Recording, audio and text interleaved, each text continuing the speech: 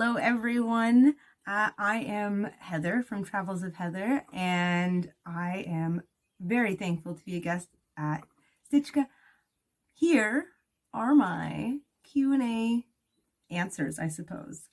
Thank you so much for contributing the questions. So, what is my favorite thing about living small? I believe that one of my favorite things about living small is that it teaches you to appreciate everything else in the world other than the things you have and the objects in your life. And it gives you the opportunity to live outside of your home more. And I'm super thankful for that. How am I going to choose to live in the van or the studio, or will I choose both?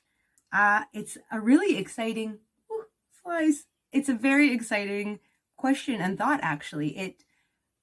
For now, it's going to very much depend on COVID and the situations with the border and where I can get to. I'm in Ontario, which is going to get very cold next winter. And if I find myself still stuck in my province, I will probably stay in the studio. But if the border's open, I will probably be mostly in the van full time. I also don't know what my future holds in a year or 2 years or 3 or 4 or down the line, because I'm in a transition point of my life. So I feel very fortunate that I actually don't need to know. And that's a really cool position to be in. Ooh, do you need to be nervous about doing this solo? It's an interesting question. I haven't had a chance to do the van life solo much. I did some backpacking solo, and I've been very fortunate enough to meet a lot of amazing solo van lifers, a lot of women of all ages, and a lot of guys too, men.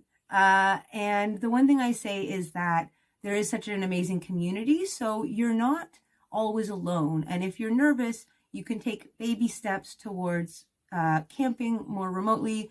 You can partner up and convoy together. You can join communities. There's so many on Instagram and Facebook and all over that you don't have to be alone. And if you find yourself alone, there are lots of amazing people out there with like a lot of safety blogs and safety information that you can do. Ultimately, it's always better safe than sorry. But a lot of the concerns I find, if you are cautious and listen to your gut, are unwarranted. Doesn't mean you shouldn't be careful, but I say you can do it. Warm and cool in the winter. This is pretty much the same thing. It all comes down to insulation, airflow, and controlling the light and the sun. So in the winter, in the van, I had a diesel heater. In the studio, I have a wood fire. And in the summer, I had a fan that I would use to move the air around. And in the studio, I've got lots of windows for natural airflow and a fan for those really hot days. But you don't necessarily need an air conditioner if your insulation is good or strong.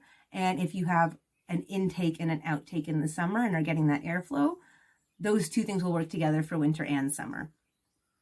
How do I keep sustainable in my tiny spaces? It's very similar for both. The van will be predominantly off-grid.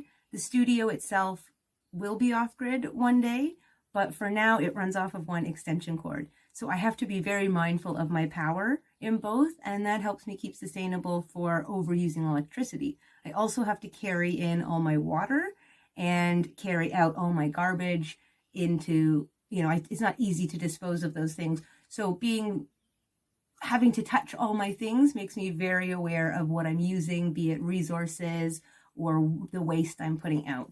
So I find living tiny helps me be sustainable because it's in your face how much you use and how much you waste and how you have to get rid of it all.